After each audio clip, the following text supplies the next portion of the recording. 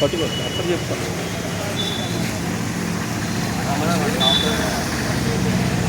అందరికీ మరణాత. ఈరోజు మహిమకీర్తి అమ్మగారి యొక్క జ్ఞాపకార్థంగా వారి మనవడు ప్రకాష్ గారు కొంతమంది భోజన ప్యాకెట్లు అందించారు. పేదలను ప్రేమించి గ్రేస్పూర్ ఫీడింగ్ సొసైటీ సంస్థ తరఫున ఖమ్మంలోని పేదలను ప్రేమించి భోజనం ప్యాకెట్లు అందించారు. వారిని వారి కుటుంబాన్ని దేవుడు దీవించును గాక.